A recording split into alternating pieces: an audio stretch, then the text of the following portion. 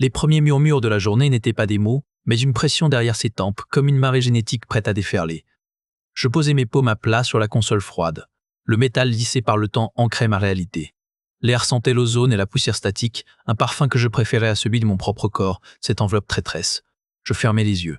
Là, dans le noir, les ombres commencèrent à bouger. Pas des images, des présences. Des silhouettes de pensées qui n'étaient pas les miennes, glissant le long de mes synapses comme des serpents dans un conduit. Ma main droite se leva d'elle-même, tremblante, vers l'unité d'administration sur mon poitrail. Le plastique blanc était usé à l'endroit du contact. Un déclic sourd, une fraîcheur liquide irradia de l'implant, suivi d'une douleur aiguë, précise, un prix à payer. Je retins mon souffle. Les silhouettes reculèrent. Elles ne disparurent pas. Elles se tenaient sur le seuil, indistinctes mais patientes, observant depuis les recoins de mon crâne. Je rouvris les yeux sur la nef de la cathédrale. Des colonnes de lumière bleutée s'élevaient vers la voûte obscure, chacune une rivière de données dormantes. Des siècles de mémoire humaine, silencieuse, ordonnée. Mon royaume, ma geôle, mes doigts pianotèrent sur les commandes, appelant un registre au hasard. Des relevés agricoles de la B7, siècle XII. Des chiffres, des températures, des rendements, du concret, du banal. Je m'y accrochais, laissant le flot impersonnel de fait laver les derniers résidus des murmures. Ma respiration s'aligna sur le rythme régulier des pulses lumineux sur l'écran, battement après battement, seconde après seconde. L'équilibre était revenu, fragile, translucide comme une vitre fissurée. La fatigue, elle, était solide. Elle pesait sur mes épaules, creusait un peu plus les ombres sous mes yeux. Je sentais le goût métallique des inhibiteurs au fond de ma gorge, un rappel constant du traitement, jamais de la guérison. Le silence relatif revenu, je contemplais l'océan de données silencieuses autour de moi, me demandant, une fois de plus, si j'étais un gardien ou un prisonnier. L'archive s'ouvrit avec un soupir d'air vicié, libérant non pas de la poussière, mais l'écho psychique familier de la folie. C'était une boîte de titane mat, sans marqueur. Son contenu était répertorié dans le registre principal par un code unique, suivi d'un seul mot, concepteur. Mon souffle se bloqua.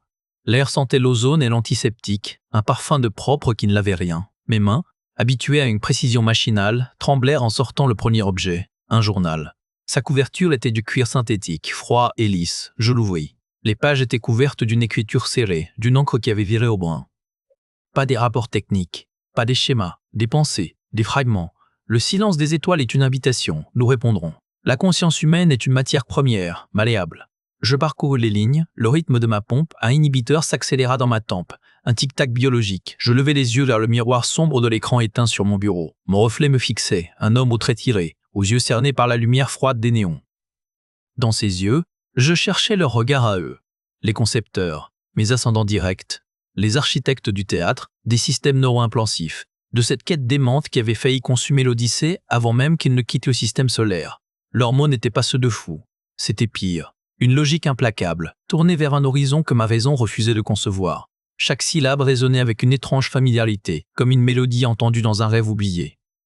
Mon pouls battait à mes tempes, un tambour sourd contre lequel les inhibiteurs luttaient. Je posai le journal. Mes doigts rencontrèrent autre chose. Un petit cube de cristal de données. Sans réfléchir, je le branchai sur le terminal privé de l'alcôve. Ce n'était pas un enregistrement. C'était un scan neural brut. Une bouffée de perception pure.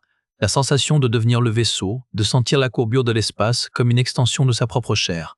L'ivresse d'une puissance cosmique. L'euphorie était totale, écrasante, addictive.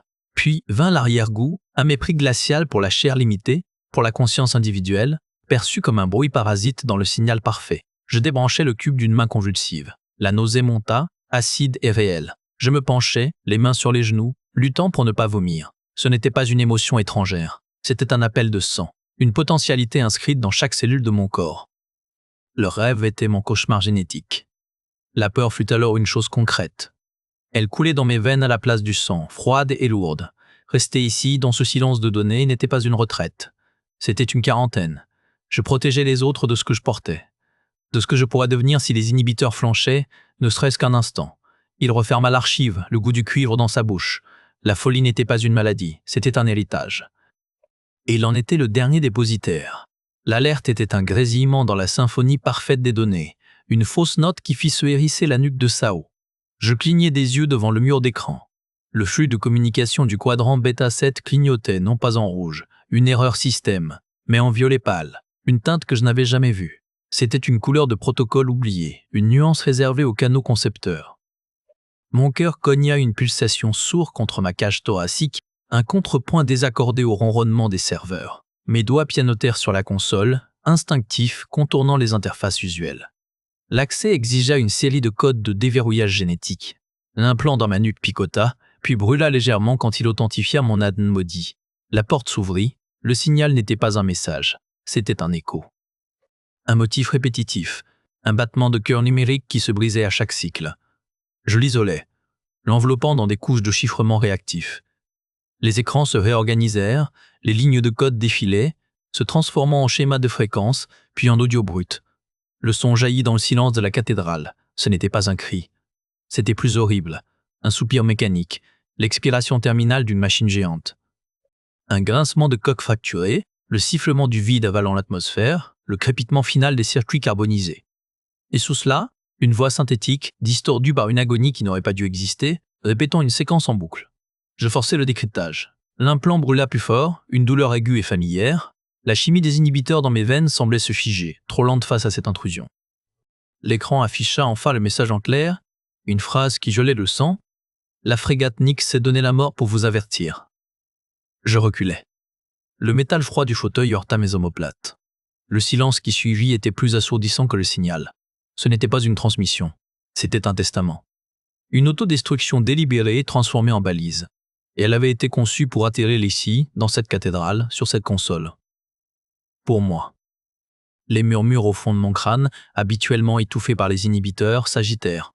Ce n'était pas leur voix, c'était autre chose. Une logique froide, implacable, qui avait sacrifié un vaisseau entier pour tracer un seul mot dans le vide. Courrier. Le violet pâle continua de clignoter. L'écho était passé. Le message était livré. Et quelque part, dans les ténèbres au-delà de l'Odyssée, quelque chose savait maintenant que j'avais écouté. Décrypter l'agonie. La dernière ligne du message clignota, et je lus la suite, non sur l'écran, mais dans mon esprit, héritier des concepteurs. Le froid du métal contre mon dos devint une morsure. Ma main, d'elle-même, chercha la petite cicatrice lisse derrière mon oreille, la porte d'entrée des inhibiteurs. Les molécules chimiques circulaient, silencieuses, gardiennes de mon calme. Mais elles ne firent rien contre ce mot, héritier. Ce n'était pas une adresse, c'était un verdict. Un tir de précision à travers le temps et le vide, destiné à une seule cible, mon ADN. La transmission n'était pas un ESO, c'était un test de reconnaissance. Et j'avais répondu présent. Je me levai, les jambes tremblantes, brisant la fixation hypnotique sur l'écran. La station de surveillance était une poche de lumière mauve dans la pénombre de la cathédrale. Autour de moi, les serveurs dormants rônaient, gardant des siècles d'histoire humaine, propre, stérile, morte. Et moi, je gardais cela. Une vérité vivante et pourrissante dans mes veines. Un frisson parcourut ma nuque, distinct du froid ambiant. Une démangeaison derrière les yeux. Ce n'était pas une émotion, c'était une activation, comme une ligne de code exécutée après un long sommeil. Je retournai à la console, la respiration courte. Les symboles du message, ces formes organiques et fluides, étaient immobiles. Puis je remarquai la subtilité. Leurs contours n'étaient pas statiques, ils palpitaient. Une lueur presque imperceptible qui s'intensifiait puis s'estompait, lentement, rythmiquement. Je posai une main sur ma poitrine. Mon cœur battait un rythme affolé, syncopé par la peur. Boum ba boum. Une pause. Boum ba boum. Je reportai mon regard sur l'écran. La pulsation lumineuse des symboles suivait exactement le même tempo. Boum ba boum. Pause. Boum ba boum. Ce n'était pas une coïncidence. Ce n'était pas une coïncidence. Ce n'était pas une lecture de mes signes vitaux par la console. L'interface était neurologique, il l'avait dit. Elle ne lisait pas mon pouls, elle imposait le sien. Et mon cœur, traître, se recalibrait pour épouser ce rythme étranger. La salive dans ma bouche devint gluante. La lumière mauve sembla se teinter de rouge, la couleur de l'oxygénation du sang sous la peau. Les murmures habituels, ceux de mon héritage, se turent. Ils observaient, ils reconnaissaient. Le message n'était pas un avertissement pour l'humanité, c'était une poignée de porte. Et la clé n'était pas un code, c'était mon propre corps. Soudain, les symboles organiques du message se mirent à pulser, lentement, régulièrement, en parfaite synchronisation avec les battements affolés de mon propre cœur. « Tu es aussi fou qu'eux !» La voix de Lyra était un couperet tombant dans le silence métallique du couloir désaffecté. Je ne le retournai pas. Je fixais le sas noir au bout du passage, ma paume moite pressée contre le panneau de commande. Les symboles continuaient de pulser derrière mes paupières, épousant le galop désormais familier de mon cœur. Une clé. Mon corps était une clé. Ce n'est pas de la folie, c'est une interface. Ils ont bâti une serrure biologique. Un bruit de crachat. Je l'entendis reculer d'un pas, le tissu de sa combinaison frottant contre la paroi. Et tu veux l'ouvrir, bien sûr. Toi, leur dernier rejeton taré. Tu crois que c'est un hasard si ce secteur est scellé. Je sentis le goût du régulateur chimique au fond de ma gorge, un filet amer et métallique. Mes inhibiteurs luttaient pour maintenir un calme plat contre la marée montante de cette nouvelle fréquence. Les archives sont incomplètes. Ce qu'ils ont caché ici, cela concerne la mission, notre survie. Notre survie. Son rire était bref, sans humour. La seule chose qui a survécu d'eux, c'est la pourriture dans ton code génétique. Tu trembles. Je serrai les mâchoires. Elle voyait juste. Un frémissement incontrôlable parcourait mes avant-bras. Montrer, ne pas dire. Je pris une inspiration qui siffla entre mes dents. Tu as besoin de moi pour les systèmes d'archivage Lyra, pour maintenir la cohésion des données pendant le voyage. Si je perds le contrôle, si ceci me submerge, tu auras un fantôme aux commandes de la mémoire du vaisseau. Aide-moi à comprendre, et je te donnerai ce que tu veux. Accès racine aux archives génétiques, les protocoles expérimentaux. Le silence qui suivit était plus lourd que ses insultes. Je pouvais presque sentir son dilemme brûler l'air entre nous, son ressentiment contre sa pragmatisme d'ingénieur. Donne-moi ton mot de passe administrateur, maintenant. Sa voix était tendue, basse. Pas une promesse, la chaîne de caractères, et je désactive les verrous secondaires. Je fermais les yeux. Livrer ce code, c'était lui donner un couteau sous ma gorge. Mais le cœur spectre battait dans ma poitrine, un tambour rappelant vers le sa noir. Je prononçais la séquence. Les chiffres et les lettres me brûlèrent la langue. Pendant un long moment, seul le bourdonnement sourd des conduits nous entoura. Puis un clic sourd retentit dans la paroi. Des voyants passèrent du rouge à un bleu froid. C'est fait. Elle ne s'approcha pas. Maintenant, va te damner tout seul. Je poussais. Le sas du théâtre holographique de Cascarque, noir et lisse comme un miroir d'obsidienne, avala la lumière de nos lampes. Il s'ouvrit sans un bruit au contact de ma paume. L'air du théâtre holographique sentait l'ozone et la folie ancienne, un parfum que l'âne de Sao reconnut avant même que les premiers spectres ne se matérialisent. Le sas se referma derrière moi dans un soupir étouffé. Le son de Lyra, dehors, fut tranché net. L'obscurité était parfaite, liquide. Puis la sphère s'éveilla. Ce ne fut pas une lumière qui vint, ce fut une pression. Une présence qui se déplia non pas sur mes rétines, mais directement derrière mes yeux, un souvenir qui n'était pas le mien. Les parois, lisses et noires un instant plus tôt, palpitèrent. Des veines luminescentes y naquirent, pulsantes au rythme du cœur spectre dans ma poitrine. Le sol sous mes pieds devint moelleux, organique. Il est revenu. La voix ne venait de nulle part et de partout à la fois. Une voix d'homme, ciselée par une intelligence froide. Elle résonna dans mes os. Un premier spectre se coagula dans l'air.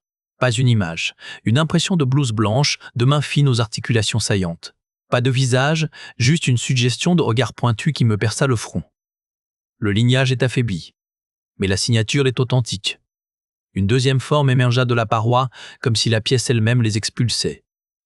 Une femme cette fois, silhouette élancée, tracée en néon bleu pâle, elle pencha la tête. Les inhibiteurs, une contamination chimique dans le système porteur, une tentative pitoyable de refoulement. Je voulus reculer. Mes pieds refusèrent d'obéir. Le sol avait adhéré à mes bottes, une glu tiède et vivante. Ma respiration s'accéléra, le compresseur de mon implant sifflant pour ajuster le flux d'inhibiteurs. Trop tard. Laissons les régulateurs s'épuiser, dit l'homme. Sa forme s'approcha, flottant. Observons l'héritage se révéler. La douleur arriva, alors. Ce ne fut pas une douleur physique. C'était comme si une suture ancienne dans mon esprit se déchirait.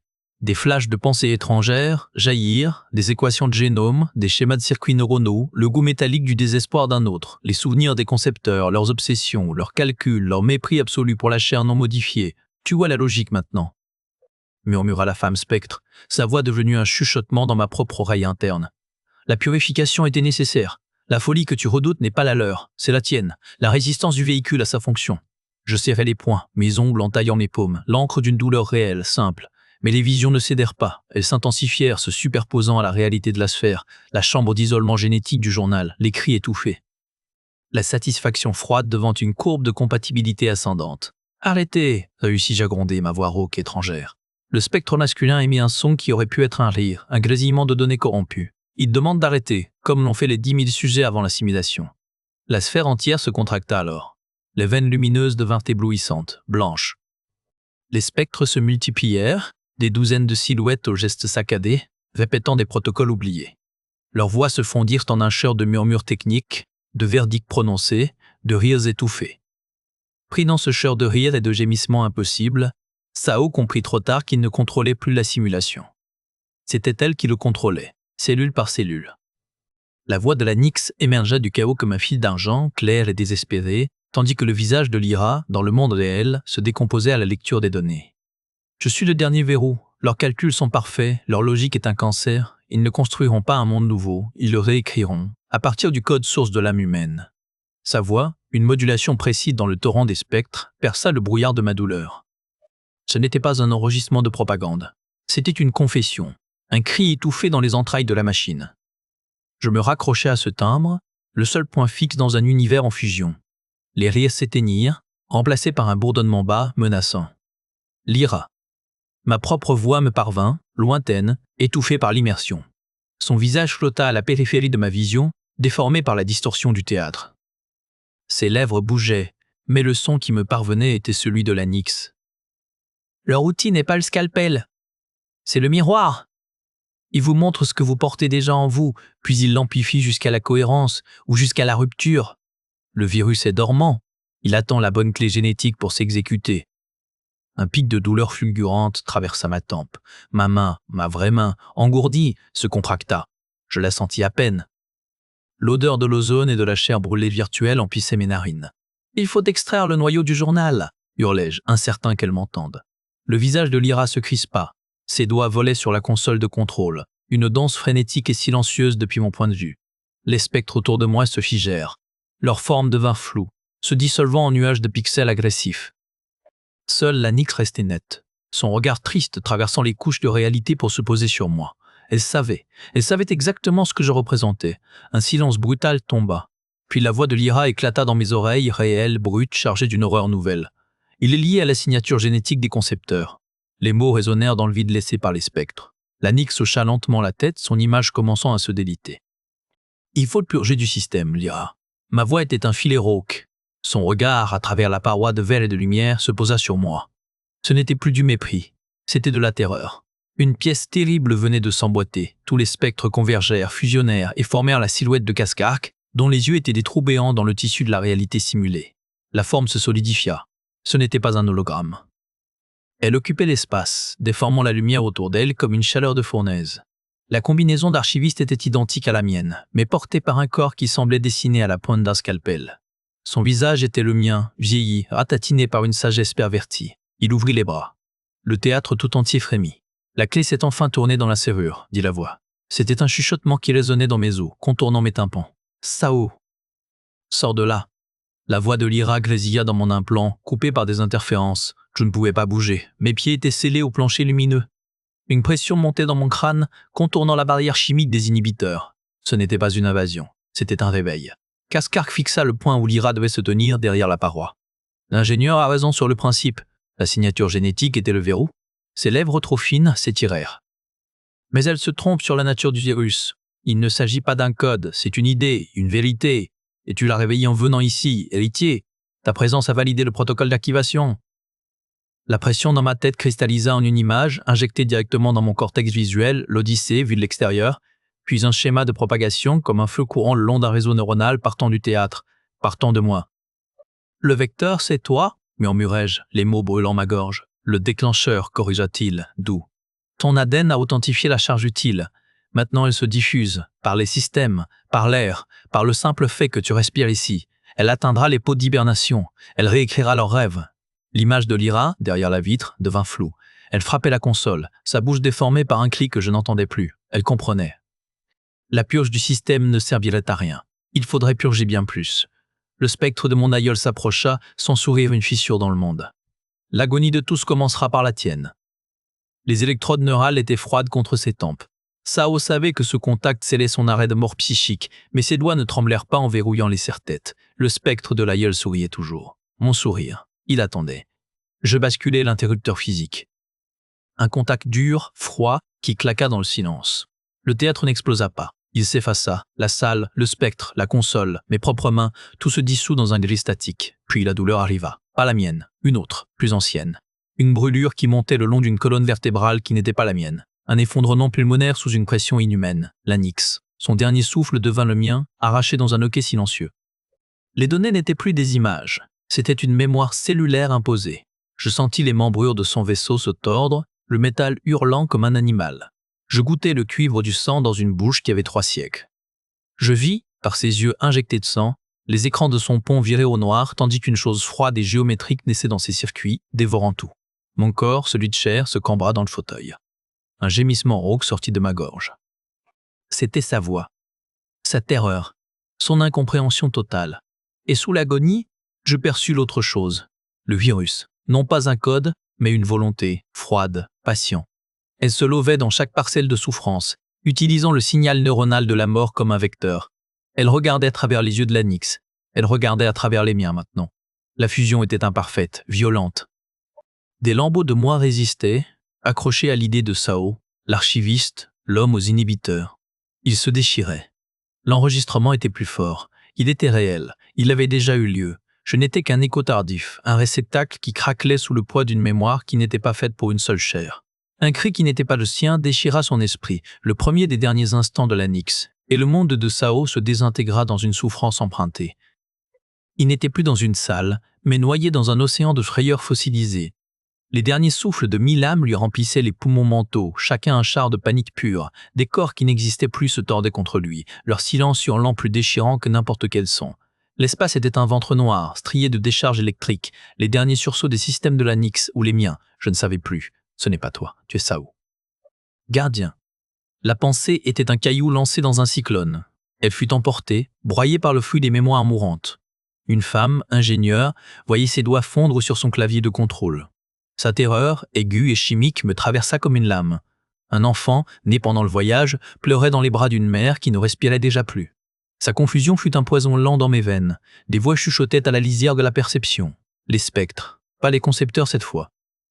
Des ombres plus récentes, plus brisées. « Rejoins-nous » semblait-il murmurer. « C'est plus facile. Lâche prise. Fait partie du cœur. » Je sentais mes propres frontières se dissoudre. L'enregistrement était une marée, et j'étais un château de sable. Je fixais une image mentale, la porte de la cathédrale des données. Le métal froid sous ma paume réelle. L'odeur de l'air recyclé, stérile, des ancrages sensoriels, ma méthode, ma seule arme. Je les alignais comme des boucliers. Et à travers les interstices, je regardais l'agonie non plus comme une victime, mais comme un archiviste. C'est là que je la vis. La douleur n'était pas aléatoire. La peur suivait des cycles précis, des vagues calibrées. Un cri culminait, et exactement 3,82 secondes plus tard, un autre lui répondait à l'autre bout du spectre émotionnel, créant une dissonance calculée pour briser la cohérence psychique. Les images de décomposition se répétaient selon des séquences géométriques, des fractales de désespoir. Ce n'était pas un naufrage, c'était une dissection. L'horreur devint froide, claire. L'océan se transforma en un diagramme colossal, une carte de torture neuronale. Chaque souffrance était un point de données, chaque terreur un nœud dans un réseau. Au cœur du chaos, une matrice de douleur se révéla, trop parfaite, trop symétrique pour être naturelle. La folie était une serrure. Et j'étais la clé. Tu n'es pas une victime, héritier, tu es un gardien. La voix des spectres n'était plus moqueuse mais implacable. La folie est le verrou, ton esprit, le seul passe-partout. La matrice de douleur palpitait devant moi, un cœur géométrique de souffrance pure. Les spectres de Cascarte n'étaient plus des silhouettes. Ils étaient devenus des schémas lumineux, des équations vivantes, encadrant le diagramme central. Leurs yeux étaient des points de données froids. « Tu es la clé faite de chair, Sao », dit l'un, sa voix un bourdonnement de processeur. « Nous avons forgé la serrure dans la psyché du vaisseau fantôme. Toi seul portes le code génétique désynchronisé nécessaire pour l'ouvrir. » Ouvrir à quoi? Ma voix était un filet. À la vérité? À la mission réelle de l'Odyssée. Je sentais leur regard peser sur mes synapses, mesurant chaque fluctuation. Les inhibiteurs luttaient, un arrière-goût chimique dans ma gorge, résister, toujours résister. C'était ma seule loi. Mais la loi était fausse. Je fixais le diagramme. La douleur cyclique, les cris calibrés, les fractales de terreur, ce n'était pas du chaos. C'était un langage que mes propres épisodes psychotiques avaient commencé à parler. Le secret que je cachais, même à moi-même, la folie qui rongeait mes nuits n'était pas un défaut, c'était un héritage. Je baissais les bras, je cessais de lutter contre la pression dans mon crâne. Je laissais les murmures génétiques, que j'avais étouffés pendant des années, monter en un chœur discordant. Des spectres se raidirent, leurs formes lumineuses vacillant. Au lieu de repousser les voix, je les attirais à moi. Je laissais les schémas de la psychose des concepteurs épouser les miens. La peur devint un canal. La dissonance, une mélodie que je pouvais diriger. Mon esprit, l'outil que j'avais toujours craint, se révéla. Dans cette union forcée, le contre-signal naquit. Une fréquence pure, brillant d'une lumière mentale corrosive, émergea du point de collision entre leur programmation et ma désynchronisation native. La matrice de douleur se figea, puis commença à se désagréger, pixel après pixel, comme un verrou qui cède. Les spectres reculèrent, leur forme se dissolvant dans un silence chargé de surprise. Je restais là, au centre de la dissolution, l'archiviste devenu la clé. La folie n'était plus mon ennemi. Et le théâtre holographique, à présent silencieux et vide, attendait la révélation que j'avais payé de mon équilibre pour déverrouiller. Le contre-signal brûlait en lui, un soleil blanc qui consumait chaque souvenir des concepteurs, chaque murmure génétique. Sao le projeta dans les systèmes de l'Odyssée dans un hurlement silencieux. Le théâtre holographique devint un four crépitant. Les projecteurs crachèrent des étincelles bleutées. L'air sentit l'ozone brûler et la chair carbonisée, même si la mienne restait intacte. Ma vision se fragmenta en données brutes. Des flux binaires, des schémas de confinement, l'architecture du virus de Cascarque se déployant, puis se rétractant sous la lumière corrosive. Ce n'était pas une bataille, c'était une purge. Je sentis des choses se dissoudre, des noms, des visages qui n'étaient jamais que des impressions dans mon code génétique.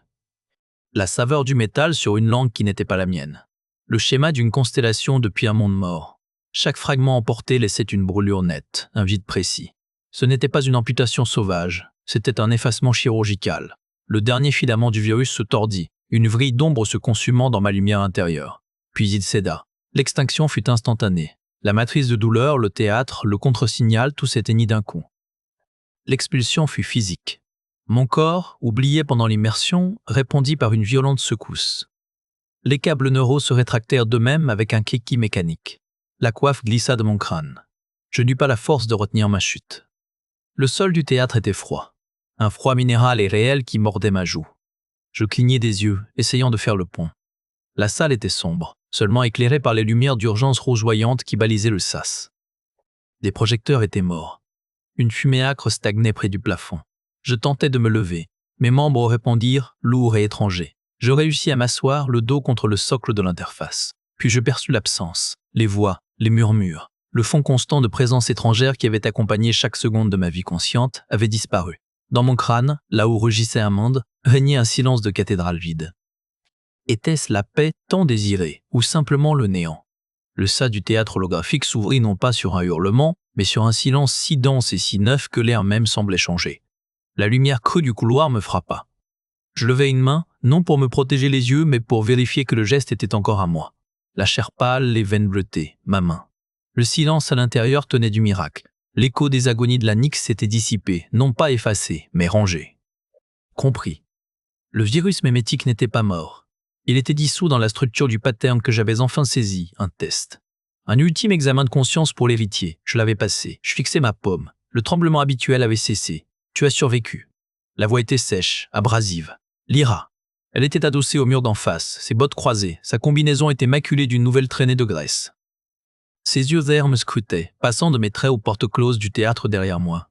Son mépris était toujours là, mais il vacillait, érodé par une curiosité professionnelle aiguë. Les alarmes se sont arrêtées, dit-elle. La consommation d'énergie du secteur est retombée à zéro. Qu'est-ce que tu as fait? Je baissai ma main. Je pris une inspiration. L'air n'avait plus le goût de métal brûlé et de peur. J'ai archivé, répondis-je. Ma propre voix me surprit.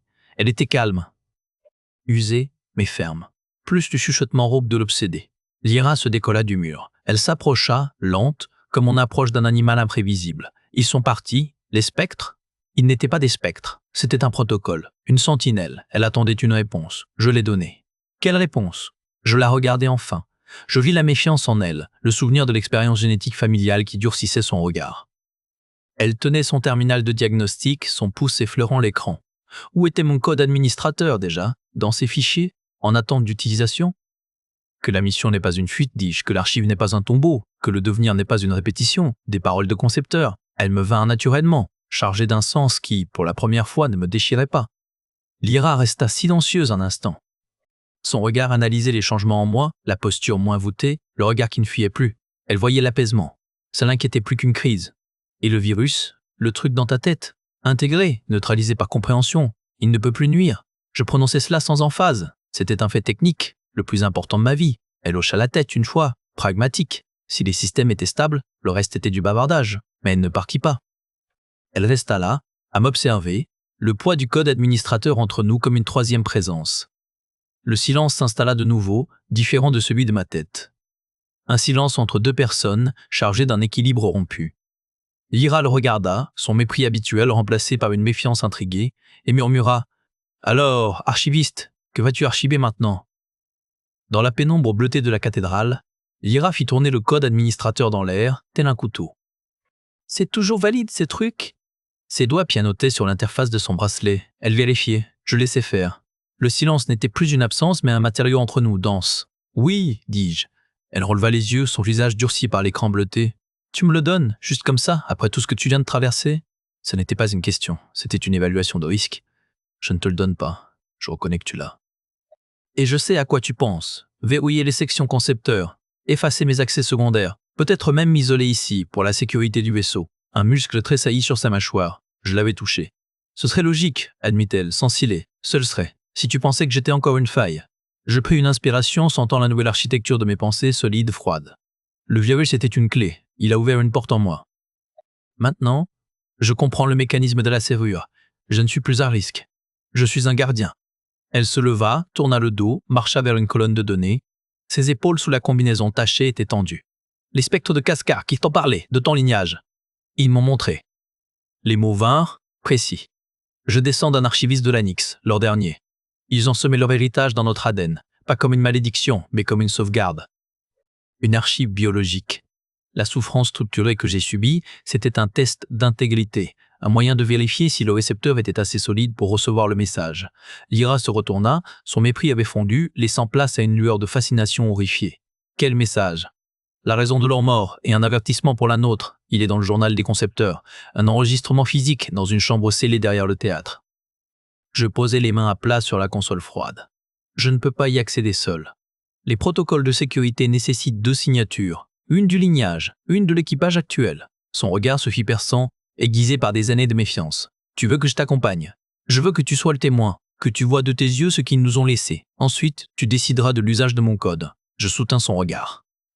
Si tu juges que je mens ou que je suis compromis, utilise-le, verrouille tout. Je ne résisterai pas. Elle étudia mon visage, cherchant les fissures, les signes de la folie qu'elle connaissait si bien.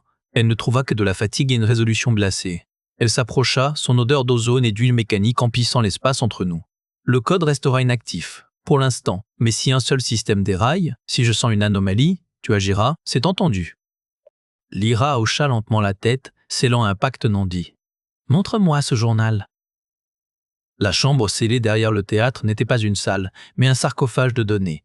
L'air y était immobile, chargé d'une odeur de métal froid et d'ozone figé. Au centre, sur un piédestal de cristal noir, reposaient 2 artefacts, le journal de cuir synthétique que j'avais déjà entrevu, et le cube de cristal de données, mais à côté d'eux, un 3e objet, plus petit, en forme de prisme irrégulier, émettait une lueur pulsatile. Lyra resta sur le seuil, son regard balayant la pièce avec la méfiance d'un animal traqué. C'est tout, leur testament. Je m'approchai du piédestal. Les symboles gravés sur le cristal noir étaient ceux du message de l'Anix, les mêmes qui avaient épousé les battements de mon cœur. Ils ont conçu cette pièce comme un sanctuaire. Seul un héritier du lignage pouvait déclencher le protocole d'accès, et seul un membre de l'équipage actuel pouvait valider l'ouverture, une sécurité contre la folie solitaire. Je posai ma paume sur le panneau de lecture à côté du journal. Un picotement parcourut mon bras, une reconnaissance génétique. Le journal s'ouvrit de lui-même à une page précise. Lyra s'approcha, ses pas résonnant dans le silence. Le journal des concepteurs ne s'ouvrit pas sur des mots, mais sur un sentiment, un regret cosmique, teinté d'un espoir têtu. Le terminal central de la cathédrale digéra le cube. Des schémas de pensée purs, non des textes, inondèrent l'espace de visualisation. Lyra resta en retrait, ses bras croisés, serrant sa combinaison tachée. Je plongeais, c'était un bilan d'échec. Une autopsie civilisationnelle. Les concepteurs n'avaient pas découvert le virus sur l'Anix. Ils l'avaient créé. Le phage mémétique. Une arme d'autodestruction éthique conçue pour cibler l'orgueil expansionniste, la certitude de la domination. Un poison pour l'esprit collectif qui les avait menés au bord du gouffre. L'Anix fut le test. Son équipage, volontaire. Leur agonie fut structurée, calibrée pour une raison, forger une résistance. Créer un modèle de souffrance si parfait qu'il servirait de vaccin neuronal. L'Odyssée n'était pas un simple vaisseau colonial. C'était une arche de la dernière chance. Leur conscience, leur schéma collectif échoué, dormaient dans les banques de données froides, en attente d'un héritier capable de supporter la vérité sans se briser. Le virus n'était pas la fin. C'était la clé. Un test pour le porteur. Je revins à moi en haletant. Le goût de la peur des autres était toujours là, mais il avait changé de nature. Ce n'était plus une invasion. C'était un schéma d'immunisation gravé à vif dans mon esprit. Alors? La voix de Lyra fendit le bourdonnement résiduel. Elle n'avait pas bougé. Ils ont tout planifié, dis-je, ma voix un filet rauque. Notre voyage, le virus, même moi. L'Anix était un creuset, leur agonie, un message, un vaccin. Elle eut un ricanement sec, sans humour. Un vaccin. Ils ont torturé un équipage entier pour fabriquer un remède? C'était leur dernière option. Le seul moyen de contenir ce qu'ils allaient créer. Le phage et le verrou. La mémoire de l'Anyx est la clé. Mon assimilation était le protocole d'activation.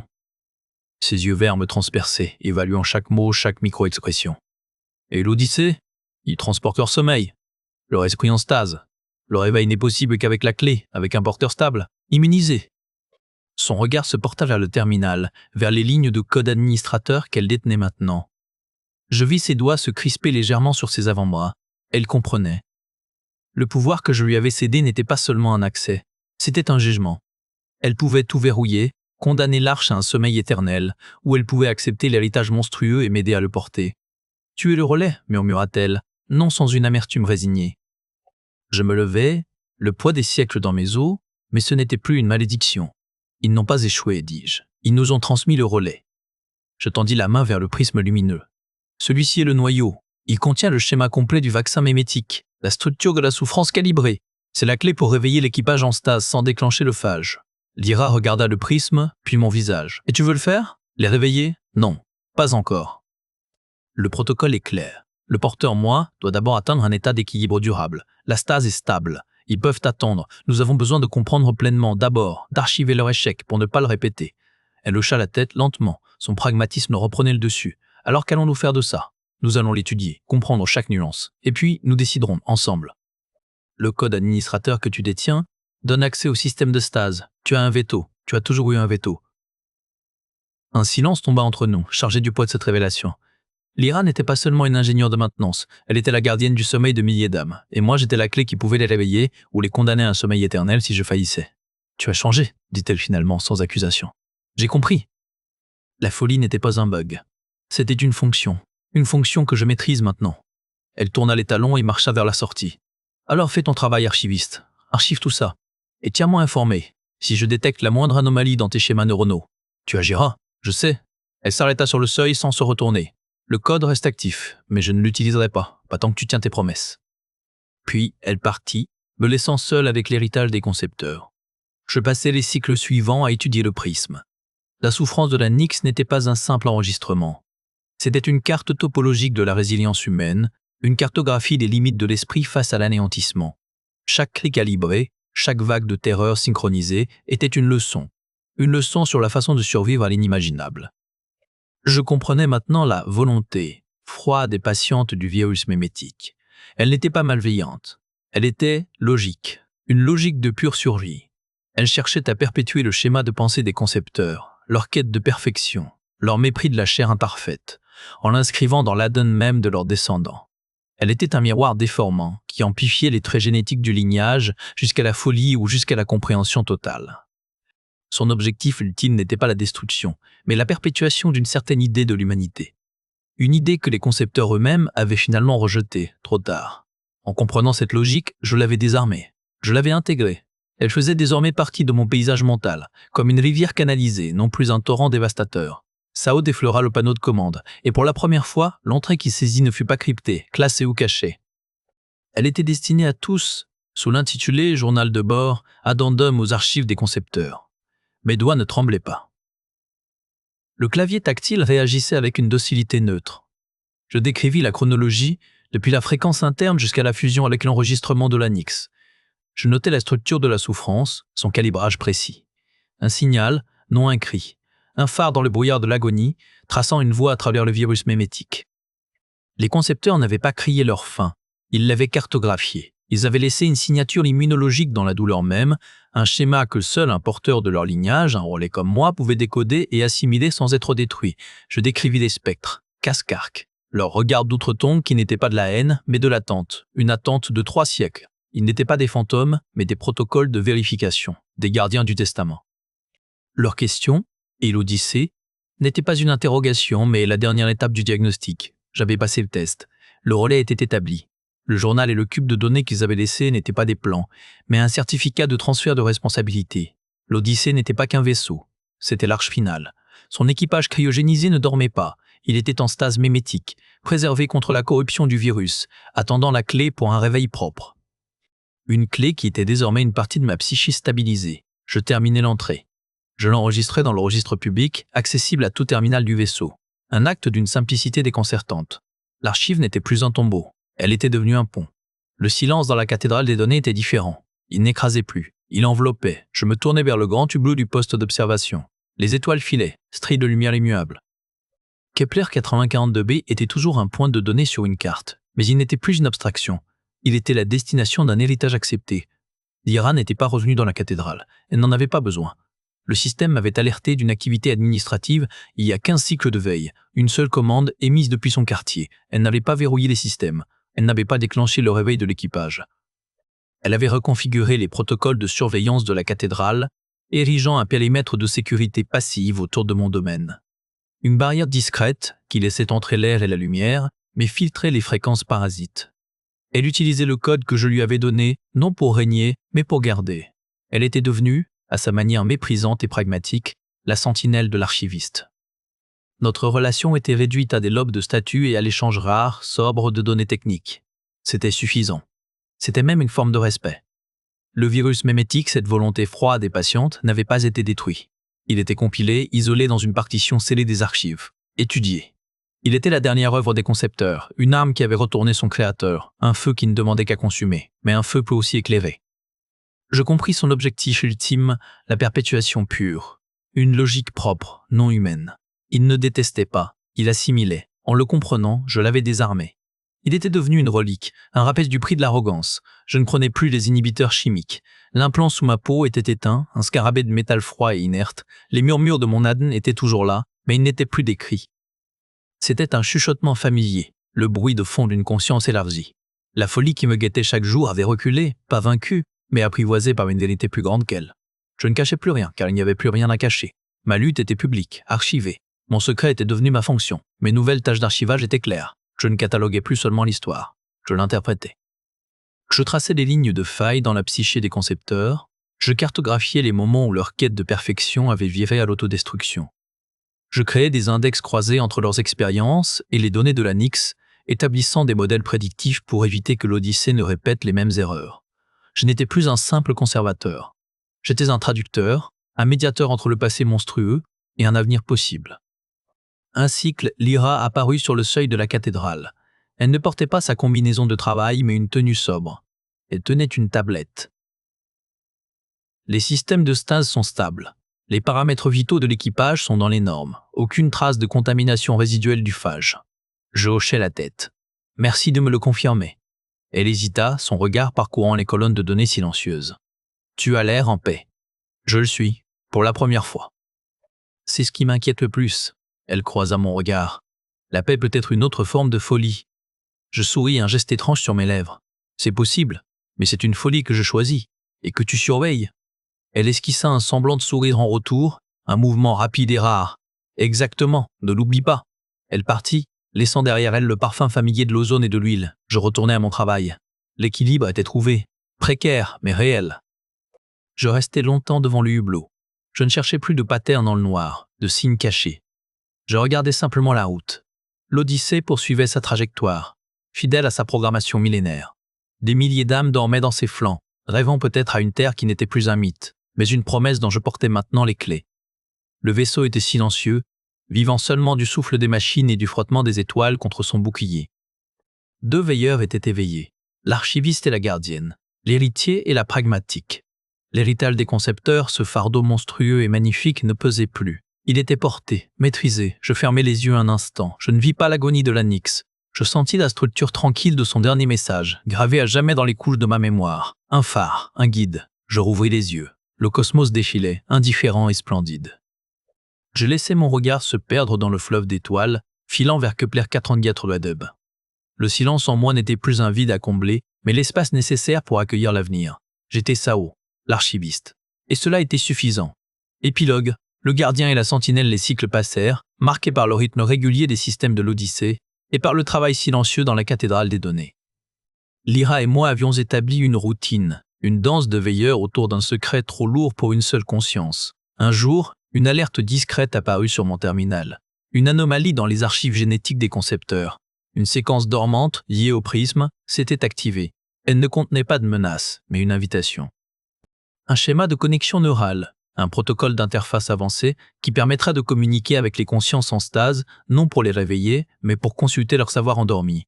Je convoquai Lyra.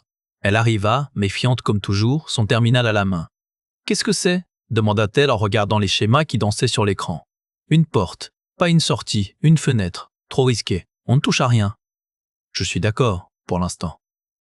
Mais c'est une option, pour plus tard, quand nous approcherons de Kepler 82b, pour comprendre ce qui nous y attend.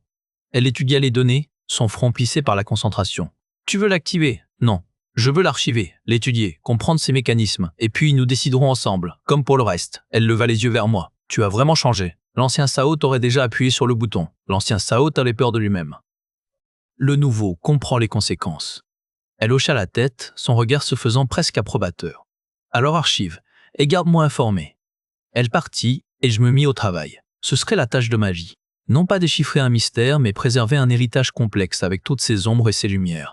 Pour la première fois, je n'étais pas seul dans cette tâche. Lyra, avec son code administrateur et son pragmatisme de fer, était mon contrepoids nécessaire. Elle était la sentinelle qui veillait sur le gardien, et moi, j'étais le gardien qui protégeait le sommeil de milliers d'âmes. L'Odyssée filait dans le silence éternel, porteur d'un espoir et d'un avertissement gravé dans la souffrance et la folie de ses créateurs. Et à son bord, 2 veilleurs veillaient, l'un sur les rêves du passé, l'autre sur la vigilance du présent, naviguant vers un avenir qu'ils devraient construire, ensemble, sur les cendres d'une leçon apprise au prix le plus terrible. Je tournais la dernière page du journal des concepteurs. Leurs mots s'arrêtaient là, mais leur mission, désormais, était la mienne.